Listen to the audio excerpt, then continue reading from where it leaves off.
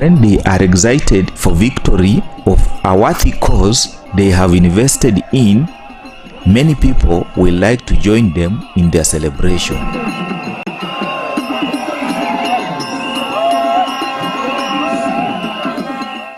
But when they make wrong judgment and cross over to the wrong side, where they threaten to destroy their own lives and the lives of innocent people, everybody's life turns into a living nightmare. Whether it is happening in the fast-growing busy towns and cities, or in the silent villages where life seems to move in slow motion, parenting is facing the worst crisis in the history because of the emerging challenges that have come up with fast-changing times. Msichana anapofika hiyo stage, akili yake ni kuelekea kutafuta vijana. Lakini kijana mvulana anapofika hiyo stage na ukose kumsaidia, anaingia kwa vitu kama ulevi, madawa za kulevya.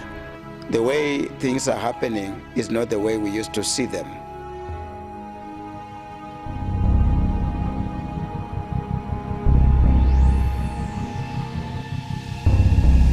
He was a good man.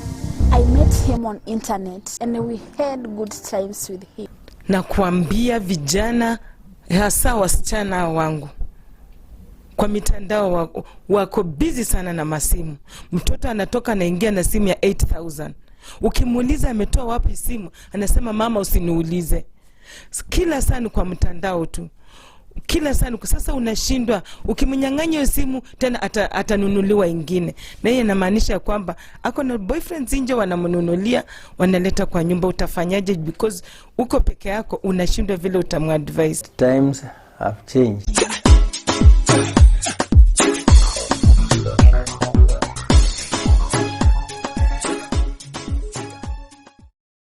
We have a very big challenge as parents right now in this generation, because the way things are happening is not the way we used to see them. The way I was brought up is not the way I can bring up my children. It's totally different. Right now, we have the issue of mobile phones. Sometimes, like for instance, myself, when I was bringing up my children, I used to buy my kids some toys of mobile phones. But these toys, they could talk one word only. But I realized that when my boy was growing up, he disregarded that phone, that toy, and wanted to take hold of my phone. So right now, that's why even if you go to the market and you buy your baby a toy phone, the boy or that girl will not use it. He'll throw it away. He wants to use that phone, Mama's phone, and Muze's phone. He wants to use that one. Because indeed, in that phone we have games. They look at games. You can find a child spending a whole day on a phone and is never tired.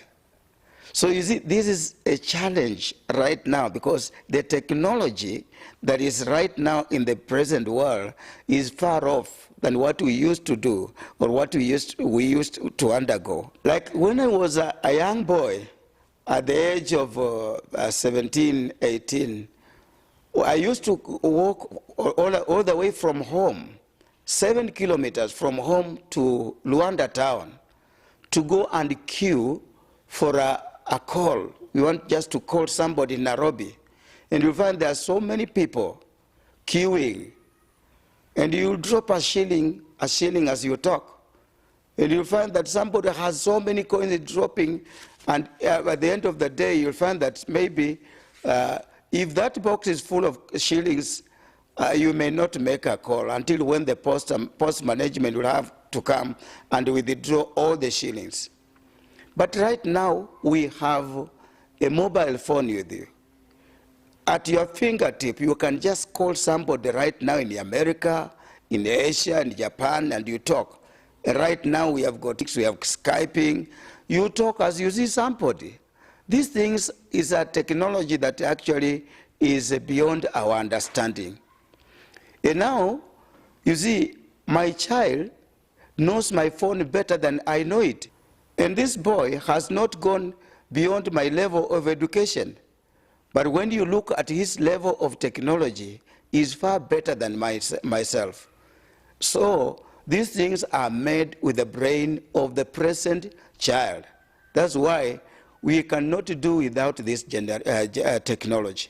The technology that is presently in the world is beyond our age limit. And you can see myself, I went to school. I learned, I did my primary school, I did my high school, I went to college and trained, I became a teacher. I'm far better learned.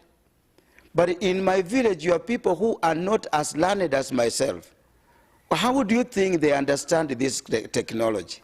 These boys and girls, they use these phones to do quite a lot.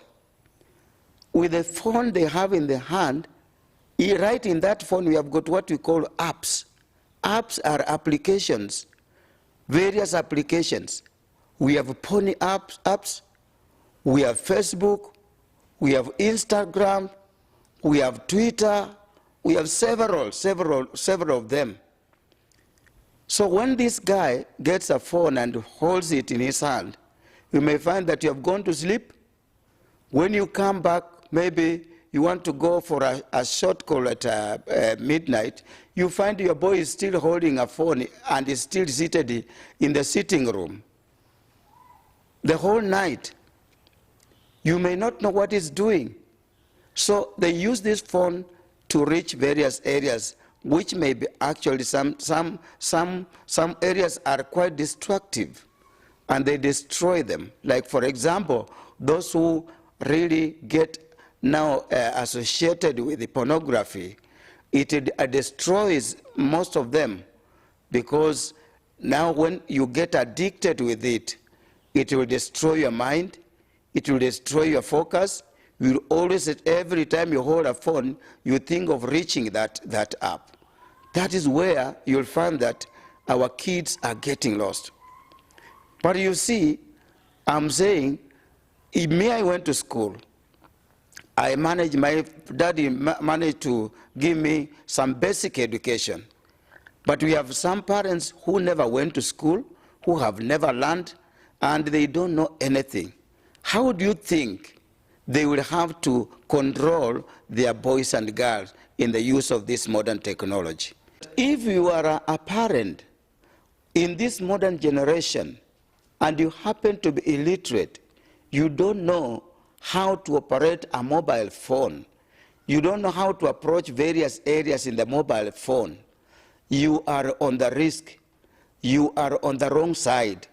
Because these young babes that we have born, we brought forth yesterday, they have the knowledge that you don't know. We are on the danger side of our generation.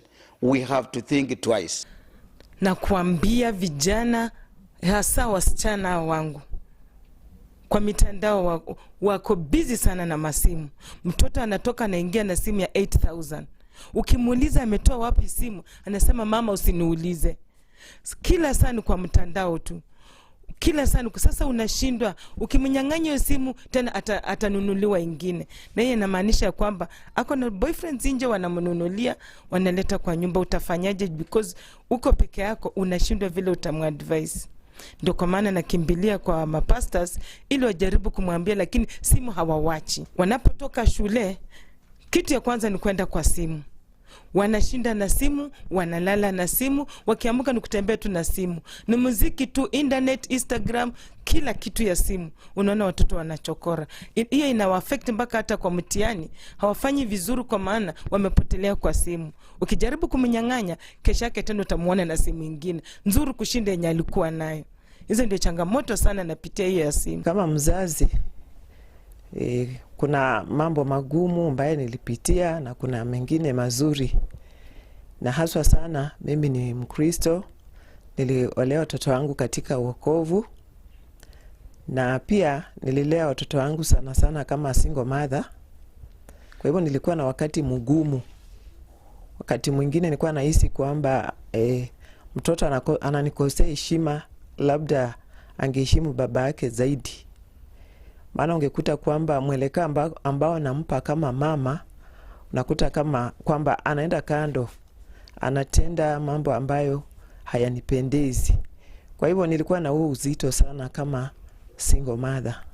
Kwa mfano, mtoto msichana alipofika stage yake ambayo inaitwa adolescence stage, msichana anageuka tabia, anakuwa na kiburi. Unakuta kwamba anaanza kuheshimu hata watu wa nje kukuliko. Kwa hivyo nilikuwa na changamoto mzito kushughulikia huyu mtoto.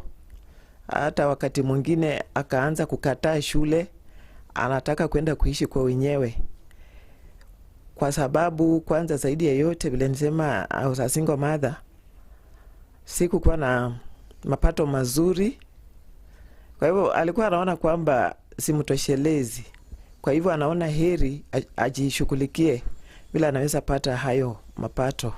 Kwa hivyo nilikuwa na wakati mgumu wa kumshughulikia, lakini kama Mkristo nilimpa mawaidha, nilimuombea, na pia nikampa kiongozi wake wa youth. So tukamsaidia hivyo. I want such a parents to understand that times have changed and that the child of today knows the things that we used to know when he's 7 years. He knows things that we used to take like 20 years to know. They know a lot. And so with these changes, I would advise parents that number one, be friends to the children. If you keep away from them and you be like our fathers used to behave, that the only time, every time you would see your father is when he was now shouting at you or beating you for having done certain mistakes, and there was no talking even when you did well. There was no sitting down and just sharing as a family. Those times are gone. Now you have to befriend these children if you want to know what they are passing through, if you want to know what they are doing when they are with their peers. You have to be friendly to them, hold their hands, walk with them, take them out for retreats, and share with them how they behave when they are with their friends, what their friends are telling them.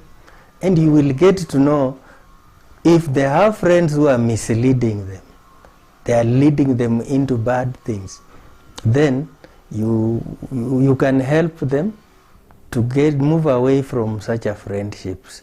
Number two, let us also embrace counseling. Let us embrace counseling. Just like we normally take our children to the pastors to pray with them, let us also take them to counselors.